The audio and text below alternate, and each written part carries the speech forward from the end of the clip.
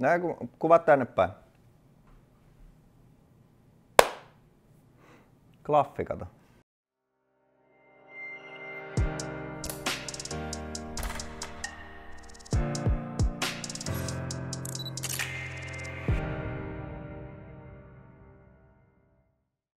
Tervetuloa Fotomontsi TV:n pariin. Jos sä vaihdat siitä yhden sanan, ei se muuta mitään. Siinä on silti se R. Yes! Eka episodi sai kivasti palautetta ja kiitoksia. Ja sille, joka pyysi, että nämä kuvattaisiin jatkossa alasti, ei tule tapahtumaan. Painakaa tilaa nappia ja sitten siellä on vielä se kello, niin saatte vielä ilmoitukset siitä, kun meille tulee lisää sisältöä, ettette missaa mitään. Suoraan jatkoon edelliseen kameranosto-oppaassa ollaan nyt edetty aktiivinen harrastaja kautta ammattilainen, semi-ammattilainen osioon, eli budjetti näissä on 1500–3000 euroa. Tässä haarukassa valintasi tulisi osua johonkin näistä. Z6 Nikonilta, Sonyn A7 III ja Fujin X-T3. Tällä kertaa me ei laita mitään kittejä kehiin. Silloin kun ostetaan tämän hintaista tuotetta, niin pitäisi jo jokaisen kuvaajan tietää, että millä linssillä mennään. Ja se on aina vähän, että mitä tykkää kuvata, niin ihan turhaa lähteä mitään kittiputkia ostamaan. Se kamera on kuitenkin just niin hyvä kuin se putki, minkä sä laitat siihen nokalle. Näissä on kaikissa aika pitkälti samat speksit. Se johtuu varmaan siitä, että niissä on Sonyn osia sisällä. Kennot on 24–26 megapikseliä välillä. Autofokuspisteitä on niin paljon, että keskiformaatin kameroille ei jäänyt juuri yhtään. Fujissa on säällittävä akku eikä siinä ole kuvanvakaajaa, mutta hintakin on sitten tonnin vähemmän. Valinnan pitäisi olla aika helppo vai mitä? Aloitetaan Fujista. Tosiasia on se, että Fujilla on nyt niin hyvin hinnoiteltu tuote, että on helppo ummistaa silmänsä siltä, että kohinan kesto on aukon verran huonompi kuin kilpailijoilla. Ihan johtuu vaan siitä, että kyseessä on APS-C-kenno. Se ei sinänsä olisi niin iso asia, mutta kun Fujilla ei ole kuin yksi oikeasti tosi valovoimainen linssi, niiden pitäisi tehdä lisää 1.2 aukolla olevia. Ja se yksi, mikä niillä on, sekin on jo vähän vanha, sen automaattitarkennus on pikkusen hidas ja siinä ei ole sääsuojausta niin kuin Fujin uudemmissa Pro-tason linsseissä. Nyt kun nämä kaksi asiaa yhdistetään, se 1.4 linssi on kinaritermein, ei täyskennotermein, koska se on harhaanjohtava markkinointitermi, puhutaan kinofilmikoosta mieluummin, niin kinaritermein se on 2.1 silloin se linssi ja sitten sulla on yhtäkkiä kohinassa aukon verran häviävä kenno, niin se on huono yhdistelmä. Silloin hävitään tosi paljon valovoimassa. Kumpikaan näistä asioista, kennokohina tai aukkovastaavuus, ei olisi yksistään iso asia, mutta kun ne yhdistetään, niin silloin sulla alkaa olla aika paljon hävikkiä siinä valovoimassa verrattuna muihin valmistajiin. Ja itse henkilökohtaisesti tykkäisin enemmän 1.8 laseista kaikilla valmistajilla. Nikon lähti mukavasti tähän kilpailuun sillä, että ne teki nimenomaan pienempiä, mutta riittävän valovoimaisia laseja. 1.4 olisi pikkusen kuitenkin kapea syväterävyysalue. 1.8 on just semmoinen sweet spot. Sonyllakin on pari sellaista, mutta ne vois tehdä niitä lisää. Vastaavasti ISO 25600 ei ole niin välttämätön, että se on käyttistä, mutta 12800kin sillä pääsee jo pitkälle. Mutta joskus on sellaisia tilanteita, että se yksi aukko se ratkaisee sen. Tulevan firmispäivityksen jälkeen Fujin automaattitarkennuskin alkaa olemaan jo Sonyn tasoa. Fujin värit on huikeat ja se on aika tärkeää videojutuissa, että saadaan suoraan purkkiin hyvää kamaa. Ja videosta puheen ollen Fujin speksit on kyllä, ne on vienyt sen nyt ihan seuraavalle tasolle. Kodekit, pakkaustasot, ne on ihan huippua. Oikeastaan missään näistä ei ole niin hyvää. Sitten kun Nikon kehittää vähän firmiksiä, niin sitten sieltä tulee kovaa kilpailua. Ja niin kuin mä sanoin edellisessä videossa, niin Fujilla on tosi nasta kuvata. Se on fiiliskamera ennen kaikkea. Ja sen takia ehkä, jos on enemmän rahaa ja on harrastaja, niin Fuji olisi ehkä se valinta harrastajalle. Ergonomia on vähän makuasia. Jopa Sonyssa on vähän miehekkäämpi grippi kuin tässä Fujissa.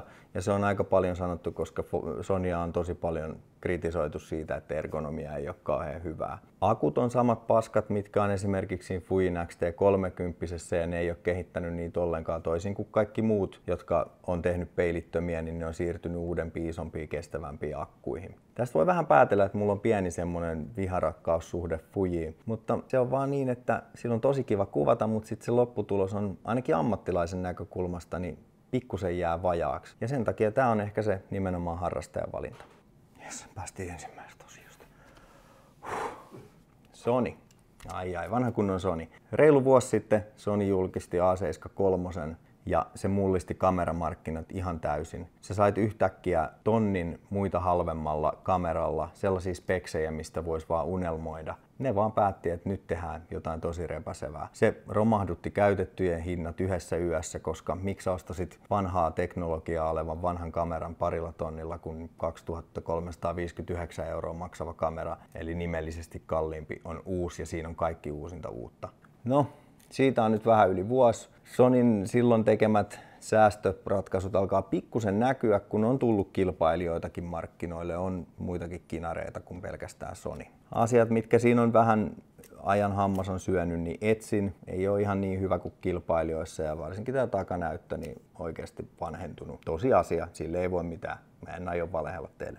Vuosi sitten, kun kilpailu ei vielä ollut, niin nämä näytti ihan hyviltä jutuilta ja varsinkin peilillisiin, kun oli tottunut, niin se oli ihan ihmeellistä monelle, että sä näit tuolta sen, mitä niissä oikeasti tapahtuu ja se kuvaaminen oli tosi helppoa. Mutta Sonyn kuvanlaatu on edelleen paras. Tässä on Nikonin Z6 on periaatteessa sama kuvanlaatu, niissä on todennäköisesti ihan sama kenno siellä sisällä vähän eri tavalla vaan speksattu. Autofokus toisaalta on edelleen Sonylla ihan voittamaton. Se on niiden sellainen lippulaiva-asia ja sillä ne ratsastaa vielä pitkälle auringonlaskuun. Monet sanoo kyllä, että sekin on vähän hyvä ja huono asia. Meillä on tullut muutama vaihtokauppa sen takia, että ihmiset on vaihtanut Sonysta tuohon Fujiin sen takia, että on liian helppo kuvata. Kuulostaa vähän hassulta, mutta se on tosiasia, mä en vitsaile. Mikä siis suomeksi sanottuna tarkoittaa sitä, että jos ammattilainen valitsee kameran, se haluaa varman työkalun, semmoisen mikä ei periaatteessa epäonnistu ollenkaan, niin se ottaa Sonyn. Mutta jos sä haluat fiilistellä, niin sitten sun ratkaisu on Fuji.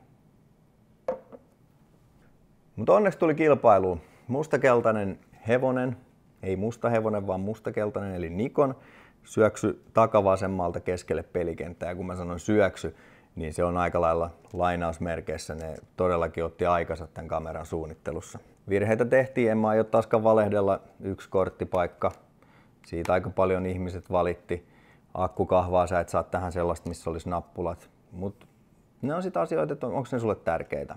Vaikea sanoa. Kuten aikaisemmin sanoin, kuvanlaatu ihan samanlainen kuin tuossa Sonyssa. Autofokus on huhuttu ja on vähän näytetty sellaista teknologiaakin, että firmispäivityksellä saadaan sekin aika lähelle ainakin sitä Sonya. Tulee jopa silmätarkennuskin. Videossa Nikon menee todennäköisesti kaikista ohi siinä vaiheessa, kun tähän tulee se suunniteltu RAW-ulostulojuttu. Se on aika iso asia. Tosin se on sitten firmispäivitys, että miten hyvin se toimii, kun se ei ole lähtökohtaisesti siinä ollut, mutta uskotaan siihen, toivotaan parasta. Ja ergonomia näissä on nyt ainakin näistä vaihtoehdoista paras. Jopa meikäläisen naisen käteen niin tämä istuu tosi kivasti. Siitä ei voi valittaa. Takanäyttö on tosi kiva myöskin. Ja Etsin, se on tätä päivää, toisin kuin Sonylla, joka on jäänyt sinne vuoden taakse. Minkä ostaisin? Aktiivinen harrastaja, joka tykkää fiilistellä, se on Fuji-hipsteri, se valitsee sen.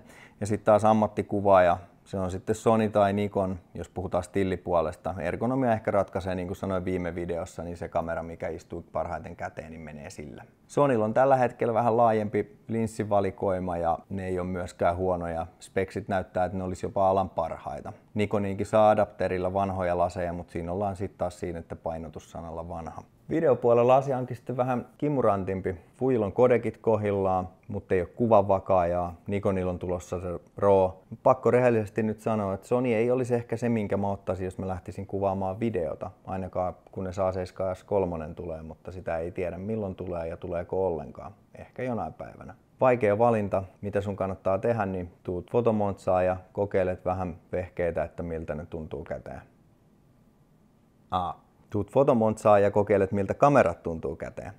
Kiitos tästä ja seuraavassa episodissa katsotaan sitten vähän kalliimpia kameroita.